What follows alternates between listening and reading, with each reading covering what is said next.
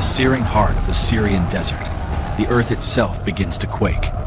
A wall of dust, miles wide, rises where sky meets stone. Within it thunders 40,000 war horses. Imagine standing on a rocky plain in the scorching Syrian desert, the air thick with dust and the distant thunder of 40,000 horses charging across ancient soil. Before you stretches one of history's most consequential battles, a 6-day storm of steel and faith that would redraw the map of the world forever.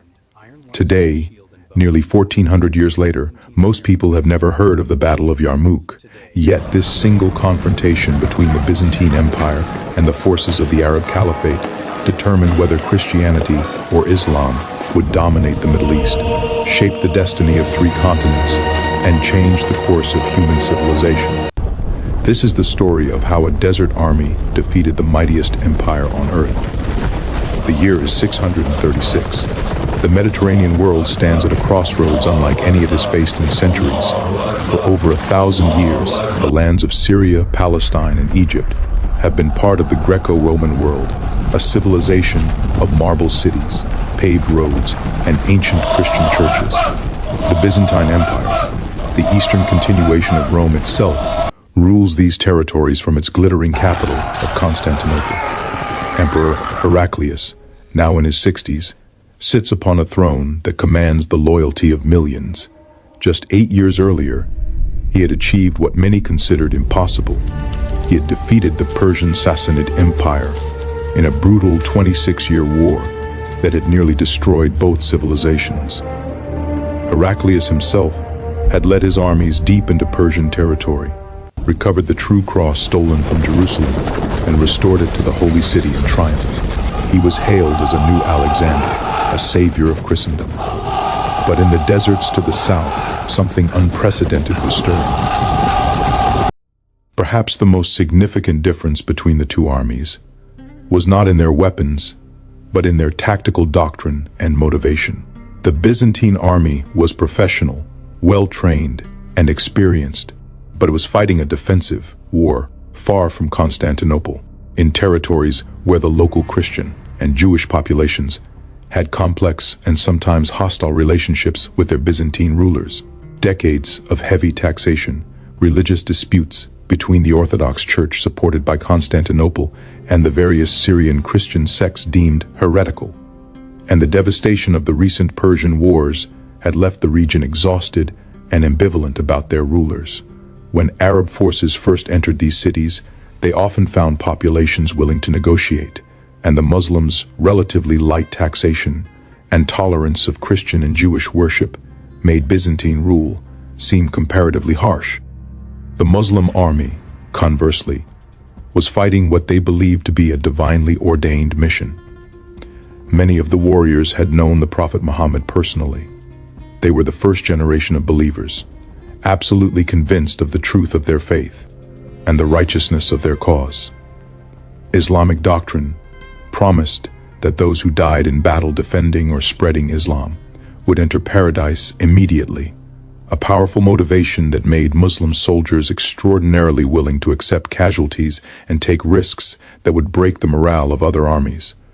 Moreover, the early Muslim community practiced a form of wealth redistribution where the spoils of war were divided among the fighters, with shares given even to the families of the fallen. This created a powerful economic incentive alongside the religious one.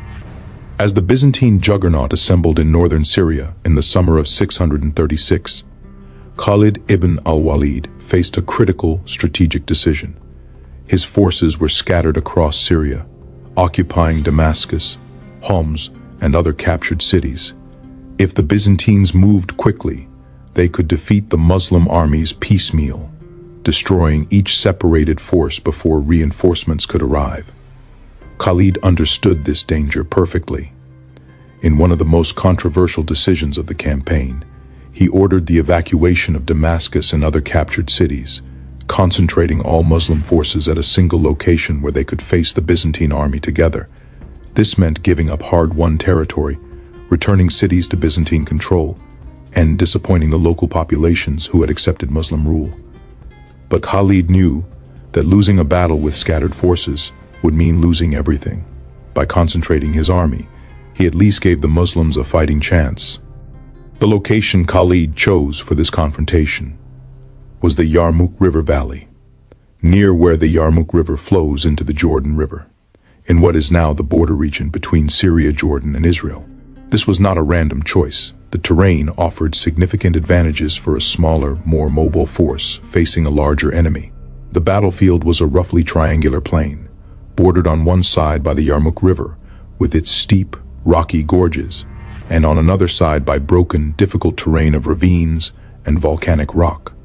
These natural obstacles protected the flanks and rear of the Muslim position, preventing the Byzantines from using their numerical superiority to simply envelope the smaller Arab army. The Byzantines would be forced to attack frontally, where disciplined troops and superior tactics could offset numerical disadvantage. The Byzantine command structure was more complex and ultimately more problematic than the Muslim one. The overall commander was Vahan, an Armenian general who had served Heraclius loyally in the Persian Wars. But the army also included several other commanders of relatively equal status, including Bushinator, who led the Armenian contingent, Gregory, who commanded the main body of Byzantine regulars, Dairjan, or Jaraja, who led the Ghassanid Arab allies, and Kanatir, who commanded additional forces.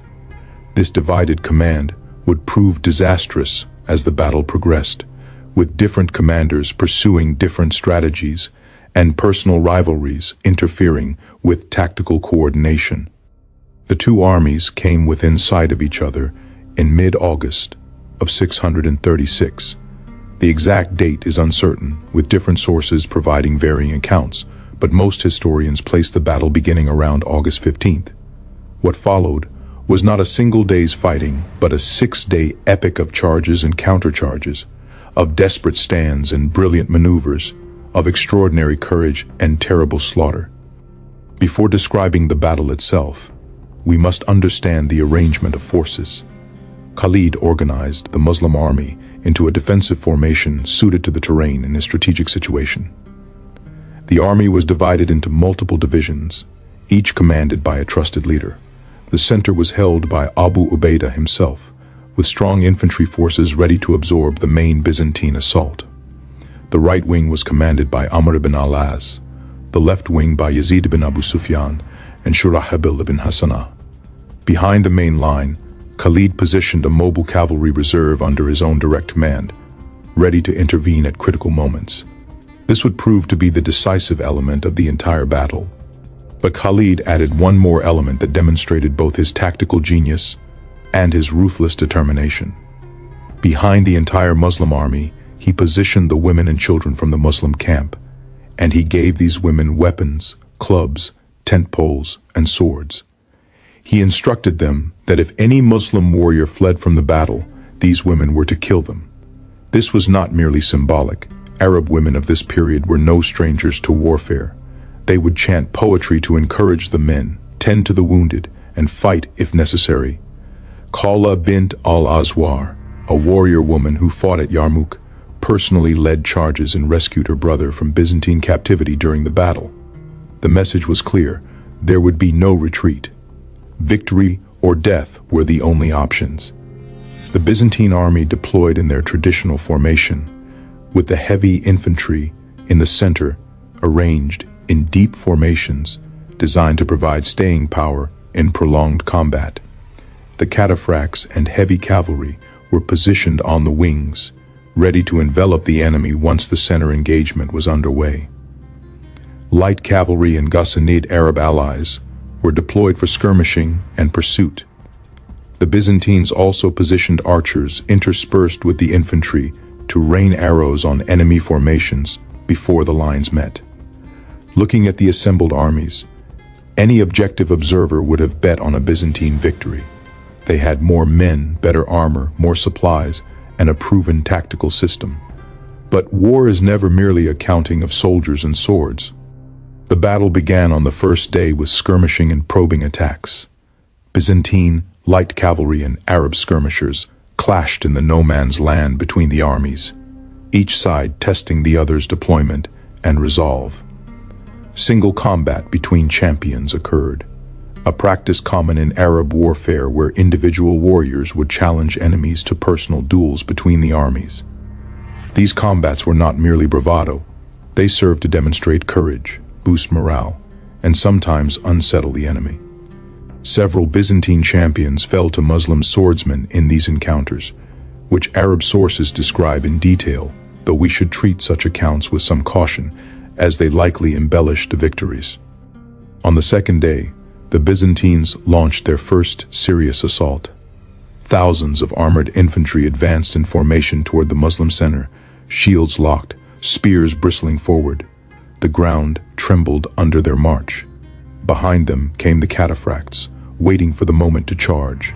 The Muslim infantry, lighter and less well-armored, held their ground, their commanders walking among them, reciting verses from the Quran, reminding them of paradise awaiting the martyrs. When the Byzantine infantry crashed into the Muslim lines, the sound of thousands of men fighting hand to hand must have been overwhelming. Shields splintering, swords ringing against armor, men shouting battle cries in Greek, Arabic, Armenian, and a dozen other tongues. The Muslim center buckled under the pressure but did not break. This was exactly what Khalid had anticipated. While the Byzantine infantry was committed to the center, grinding forward inch by bloody inch, Khalid led his cavalry reserve in a sweeping charge against the Byzantine right wing. The Muslim cavalry, lighter and more mobile than the Byzantine cataphracts, struck like lightning. Using their superior speed, they harassed the Byzantine cavalry with arrows shot from horseback, a tactic the Byzantines called the Parthian shot, after the ancient Persians who had used it against Rome centuries before. When Byzantine heavy cavalry turned to engage them, the Muslim horsemen would scatter and reform, refusing to be pinned down in a static fight where Byzantine armor would give them the advantage. This pattern would repeat itself over the next days. The Byzantines would commit their heavy forces to grinding frontal assaults, achieving local breakthroughs, pushing the Muslim lines back, but never quite breaking them completely. Then Khalid's mobile cavalry would strike at vulnerable points, sometimes attacking the Byzantine rear, sometimes hitting their flanks, always refusing decisive engagement, always keeping the Byzantine commanders off balance. The Byzantine leadership began to show the strains of divided command. Different generals advocated different strategies. Some wanted to press the attack more aggressively. Others counseled caution. The Ghassanid Arab allies, fighting their fellow Arabs, may have had divided loyalties. Certainly, they did not fight with the same desperate determination as the Muslims. On the third and fourth days, the Byzantines modified their tactics. They launched a massive cavalry assault, attempting to use their armored cataphracts to simply smash through the Muslim lines by sheer force. The charge of fully armored cavalry was among the most terrifying sights of medieval warfare. The ground shook. The lances were leveled. The mass of armored horses and riders thundered forward with apparently unstoppable momentum. Many Muslim warriors must have felt their hearts freeze as that steel wall approached. But again, disciplined leadership made the difference. Muslim infantry formed tight spear walls, bracing their spears against the ground at an angle, creating a forest of points designed to impale charging horses. Archers concentrated their fire on the horses rather than the heavily armored riders. And a horse, no matter how well trained, will not willingly impale itself on spears if it can avoid doing so. The cataphract charges were blunted, though at terrible cost. Muslim warriors were trampled, speared, and crushed by the sheer weight of the Byzantine cavalry. Bodies piled up in certain sections of the battlefield. Wounded men dragged themselves from the fighting, leaving trails of blood in the dust. The women behind the Muslim lines tended frantically to the injured, bringing water, binding wounds, and in some cases, carrying weapons back to the fighting lines when men fell. But the lines held. And while the Byzantines had the numbers to sustain heavy casualties, The Muslims had something more valuable: unified command and absolute commitment. Every Muslim warrior knew that retreat meant death from their own women, and defeat meant the end of their community. They fought with the desperate courage of men with no alternative. By the fifth day, both armies were exhausted. Thousands had already died. The wounded covered the ground. Water was becoming scarce in the summer heat. For the men fighting in armor, the physical toll was extraordinary. Imagine the weight. A Byzantine cataphract's armor could weigh 60 to 70 pounds, worn in intense summer heat, while engaging in the most strenuous physical activity imaginable. Men collapsed from heat exhaustion as often as from wounds, but the battle continued. The Byzantines could see that the Muslim army was still intact, still fighting, and still dangerous. The Muslims could see the vastly larger Byzantine force that had not yet been defeated. Both sides understood that the next days would determine everything. It was on the sixth day that Khalid ibn al-Walid executed the maneuver that would destroy the Byzantine army. Throughout the battle, he had been carefully observing the Byzantine deployment, watching how they responded to threats, noting where their command structure was located. Now he put into action a plan that demonstrated why he is considered one of history's greatest tactical commanders. Khalid organized a massive cavalry assault, not against the Byzantine front, but against their rear.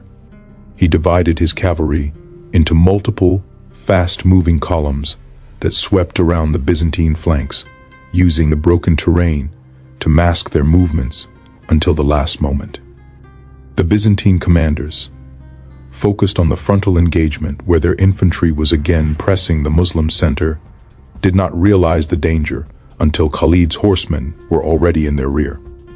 The effect was catastrophic. The Byzantine supply trains, reserve units, and command structures were suddenly under attack from behind. Panic began to spread. Units that had been preparing to reinforce the frontal assault instead had to turn to face the unexpected threat from the rear. The careful Byzantine formations began to dissolve into confusion. And at that critical moment, when the Byzantine army's attention was divided and their formations disrupted, Khalid ordered a general assault all along the Muslim line. The Muslim infantry, who had been defending grimly for 5 days, suddenly surged forward with renewed fury. The Byzantine center, attacked from front and rear simultaneously, began to collapse. What followed was a slaughter. Byzantine units tried to retreat in order, but the terrain that had prevented them from enveloping the Muslim army now trapped them. The Yarmouk River gorges were behind them, deep ravines with steep, rocky sides. As units broke and fled, thousands of Byzantine soldiers found themselves driven toward these gorges. Men in heavy armor cannot easily navigate steep, rocky terrain. Soldiers stumbled and fell into the ravines. Others were pushed over the edge by the pressure of panicking troops behind them. Muslim cavalry pursued relentlessly, cutting down fleeing soldiers. The Byzantines who tried to surrender found that the fury of battle and the religious fervor of their enemies offered little mercy. Some sources claim that 40,000 or more Byzantine soldiers died that day, though such numbers are impossible to verify. What is certain is that the Byzantine army was utterly destroyed as a fighting force. Among the dead was General Vahan's second in command and numerous other senior Byzantine officers. General Vahan himself managed to escape with a remnant of his forces, perhaps 20,000 men, out of the enormous army that had entered the battle. The Ghassanid Arab contingent largely abandoned the Byzantine cause during the rout, some fleeing, others possibly defecting to the Muslim side. The entire carefully constructed Byzantine army, representing decades of military tradition and months of preparation, had been annihilated in 6 days. The Muslim losses were also significant, though much lighter than the Byzantines. Estimates range from 3,000 to 5,000 killed, with many more wounded. For an army of only 24 to 40,000, these were serious casualties, but the survivors had achieved a victory that seemed almost miraculous. Khalid ibn al-Walid had faced an army perhaps 3 times the size of his own and destroyed it through superior tactics, mobility, and the unbreakable will of his soldiers. The immediate aftermath of the battle was almost as significant as the battle itself. With the Byzantine field army destroyed, no significant military force stood between the Muslims and the rest of Syria, Palestine, and eventually Egypt. Cities that had been retaken by the Byzantines during the battle now fell again to the Muslims, this time permanently. Damascus, Jerusalem, Antioch, and eventually Alexandria would all fall to Arab conquest within a few years. The entire Byzantine defensive structure in the region collapsed. Emperor Heraclius, receiving news of the disaster, reportedly wept and prepared to abandon the eastern provinces entirely. According to one account, as he left Syria for the last time, he said, "Farewell, Syria, and what an excellent country this is for the enemy." But why did the Byzantines lose? How did a professional army with superior numbers, equipment, and resources fall to a force of desert warriors? The answers reveal fundamental truths about warfare that remain relevant today. First, unified command proved superior to divided leadership. Khalid ibn al-Walid had complete tactical control of his forces and could make rapid decisions and implement complex maneuvers. The Byzantine command structure, with multiple generals of roughly equal status, could not react with the same speed and decisiveness. Second, motivation matters enormously. The Muslim soldiers were fighting for religious conviction and communal survival, giving them a psychological edge that numerical superiority could not overcome.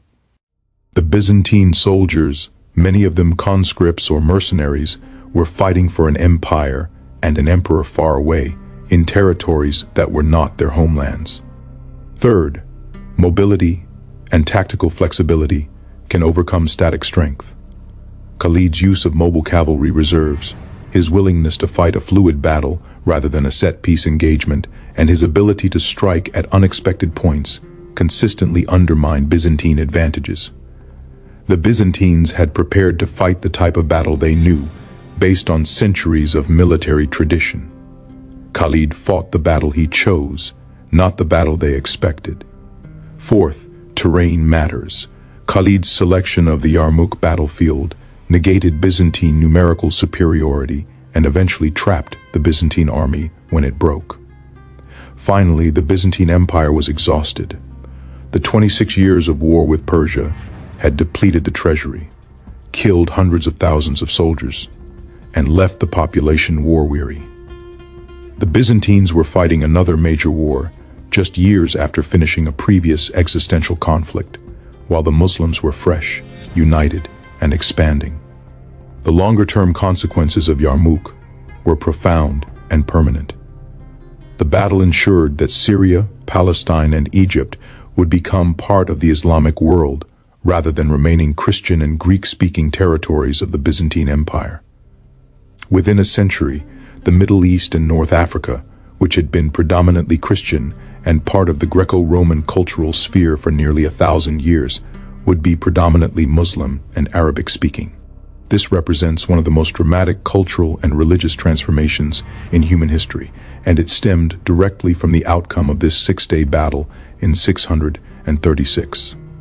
For the Byzantine Empire, Yarmouk marked the beginning of a long, slow decline.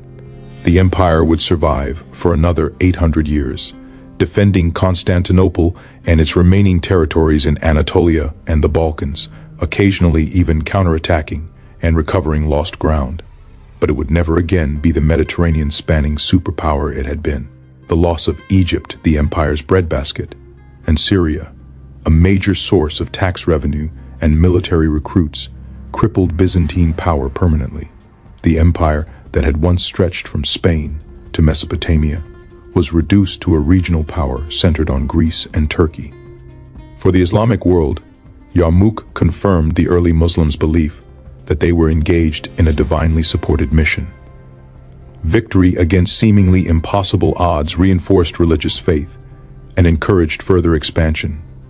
Within a generation of Yarmouk, Muslim armies would conquer Persia entirely, eliminating the Sassanid Empire completely, and would march west across North Africa, eventually crossing into Spain and reaching central France before being stopped at the Battle of Tours in 732.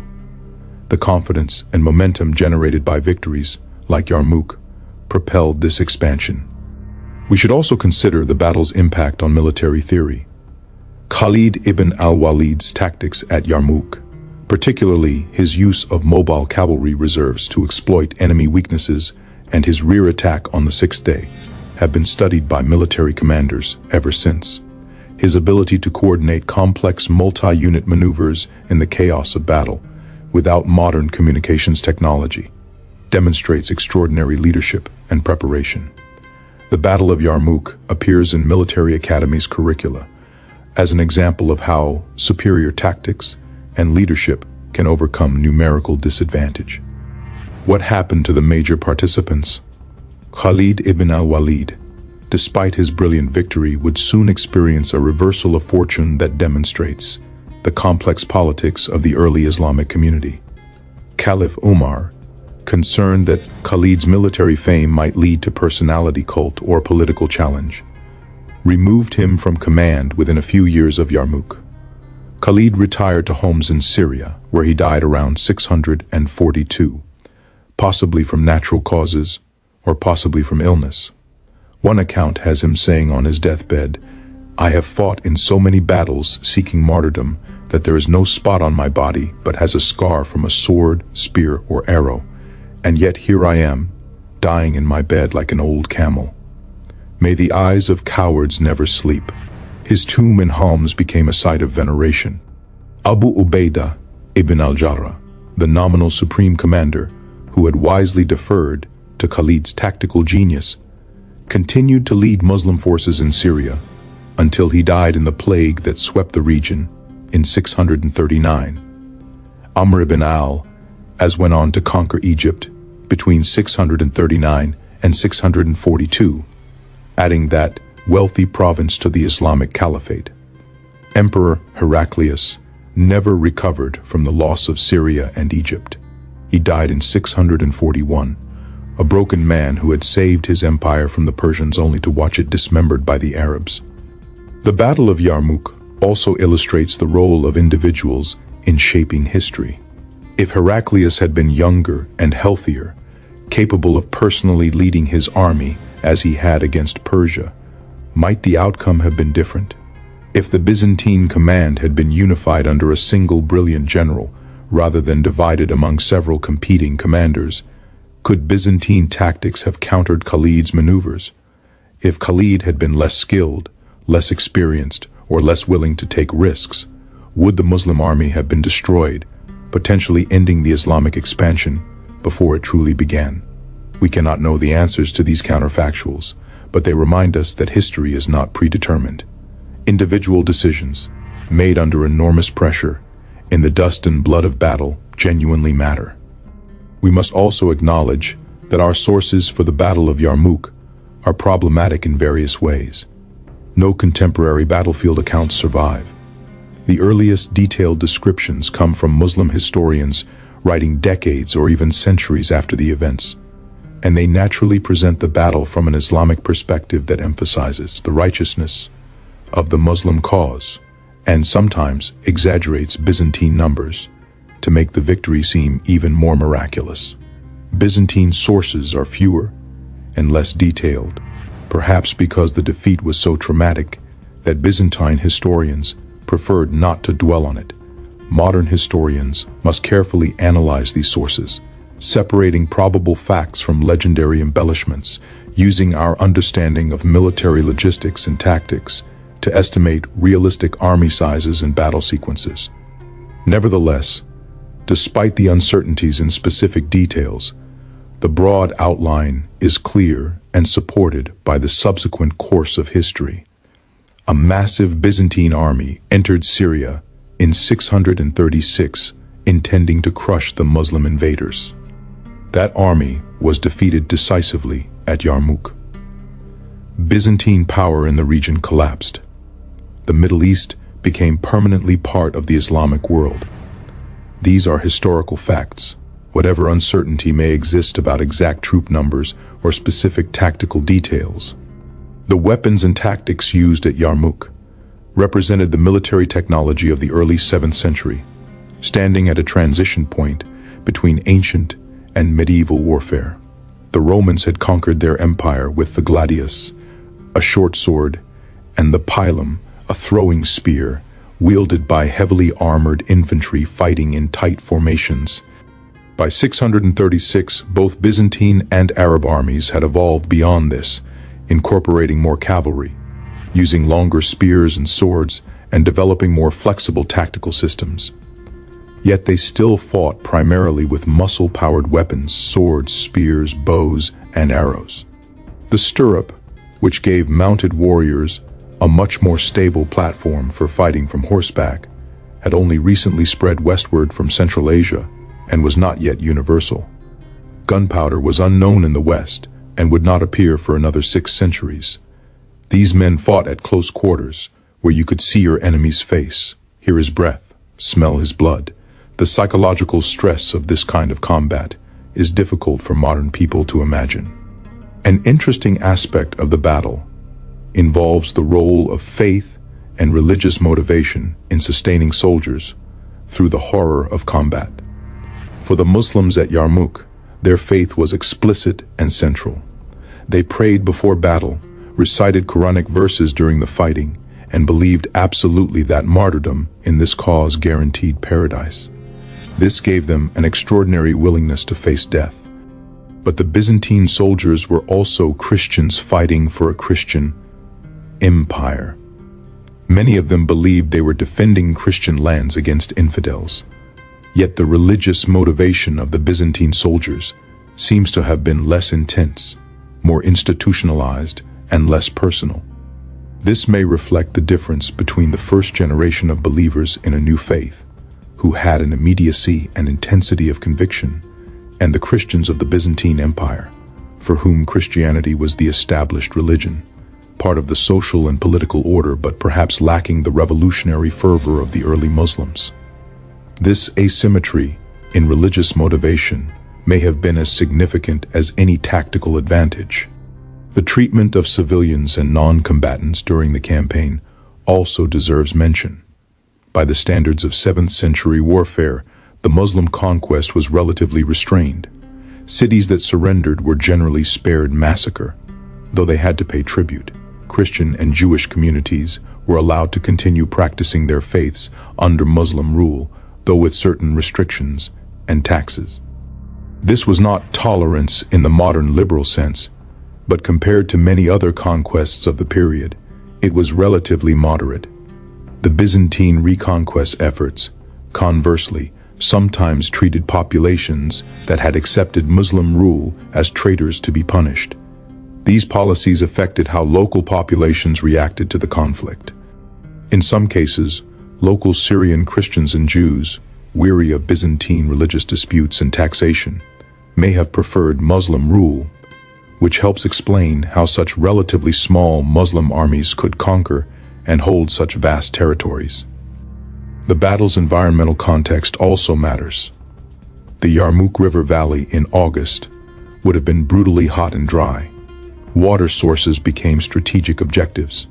Soldiers fighting in armor in this heat would have suffered enormously from dehydration and heat exhaustion. The dust kicked up by thousands of horses and marching men would have created choking clouds that reduced visibility and coated everything. Flies and other insects would have swarmed around the dead and wounded, spreading disease. The smell of thousands of unwashed men, horses, blood, and death would have been overwhelming. Ancient and medieval warfare was not only violent, but also physically miserable in ways that are rarely emphasized in dramatic retellings. After Yarmouk, the Byzantines attempted several times over the following decades and centuries to reconquer Syria, but they never succeeded permanently. The Arabs, having secured their position in the Levant, developed sophisticated fortification systems and maintained strong armies that repeatedly repelled Byzantine counterattacks. The border between the Byzantine Empire and the Islamic Caliphates became one of the world's most militarized frontiers, with raids and counter-raids continuing for centuries. But the fundamental geopolitical reality established at Yarmouk remained. The Middle East was now Islamic. In understanding the Battle of Yarmouk, we must resist the temptation to view it through later historical developments. In 636, no one could have predicted that Islam would become one of the world's great religions, that it would spread from Spain to Indonesia, or that the cultural and political consequences of this battle would still shape the world nearly 1400 years later. The soldiers fighting in the dust of the Yarmouk Valley were concerned with immediate survival, with protecting their comrades, with obeying their commanders, and with their faith. They could not know they were determining the fate of civilizations. This is often how history works. Vast impersonal forces and long-term trends are shaped by individuals making immediate decisions under desperate circumstances. The legacy of Yarmouk extends beyond military history into the realm of cultural memory. In the Islamic world, Yarmouk is remembered as a foundational victory, evidence of divine favor, and of the early Muslims' courage and faith. Stories of the battle's heroes, of Khalid's tactical brilliance, of the women who prevented retreat, and of individual acts of courage, are part of Islamic historical tradition. In the Western and Christian worlds, Yarmouk is far less well known, perhaps because it represents a defeat and the loss of historically Christian lands. This asymmetry of memory itself is significant, showing how different cultures remember and forget different events based on how those events fit into their narratives of identity and meaning. Modern historians, attempting to understand Yarmouk objectively, face the challenge of limited and biased sources. We have no archaeological evidence from the battlefield itself. Its precise location is actually debated, though it was certainly in the general region where the Yarmouk River flows into the Jordan. We have no contemporary accounts from participants. Everything we know comes from later chroniclers, working from oral traditions, earlier written accounts that no longer survive, and their own interpretations shaped by their cultural contexts. This is actually typical for battles from this period. The Battle of Hastings in 1066, over 4 centuries later, is far better documented than Yarmouk. Yet even for Hastings, we have significant uncertainties. For Yarmouk, historians must use their knowledge of military logistics, tactics, and human behavior to construct the most plausible narrative from imperfect sources. Despite these limitations, the significance of the Battle of Yarmouk is beyond dispute. It was one of the decisive battles of world history, a battle after which the world was fundamentally different than it had been before. The rise of Islam from a regional Arabian movement to a world religion ruling a vast empire was enabled by military victories like Yarmouk. The shape of the modern Middle East, the religious geography of the Mediterranean world, and countless other aspects of our current reality trace their origins in part to those 6 days of combat in August 636. Standing today in the region where the battle occurred, you would find little to indicate that one of history's most important battles happened there. The land has been fought over many times since. Modern borders, roads, and settlements cover the ancient battlefield. The soldiers' bones have long since turned to dust and been scattered. But the consequences of what those men did, the kingdom they destroyed, and the empire they founded, echo still across 14 centuries. Every mosque from Morocco to Malaysia, every Arabic-speaking community from Iraq to Algeria, every aspect of Islamic civilization that has enriched human culture in philosophy, science, architecture, and art, all of these trace their lineage, in part, to the army that stood its ground in the Yarmouk Valley and refused to break.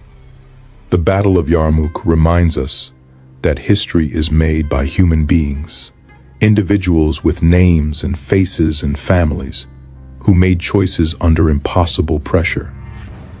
The Byzantine soldier who charged into the Muslim spear wall because his commander ordered it. The Muslim cavalrymen who followed Khalid on that desperate flanking maneuver that could have ended in annihilation. The woman who stood behind the lines with a club, ready to kill her own people if they fled. These were people, not that different from us, who found themselves at a hinge point of history and whose actions, multiplied by thousands, changed the world forever.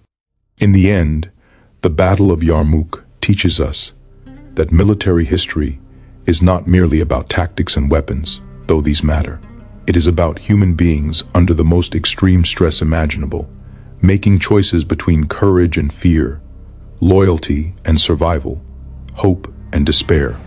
It is about how faith, whether religious or ideological, can enable people to accomplish things that seem impossible. It is about how leadership, vision, and unity of purpose can overcome material disadvantages. And it is about how a single week of violence can set the course of civilization for centuries to come. The drawn sword of God, Khalid ibn al-Walid, sheathed his blade after Yarmouk and retired to a quiet death. The empire of Heraclius shrank and endured for 8 more centuries before finally falling to another Muslim army in 1453. The religion that motivated those warriors in the desert grew into a global faith practiced by nearly 2 billion people today. And the battle itself, half remembered, imperfectly recorded, but absolutely decisive, stands as a reminder that history is not inevitable, that individuals matter, and that sometimes everything changes in 6 days of dust, blood, and steel beneath the merciless sun of Syria.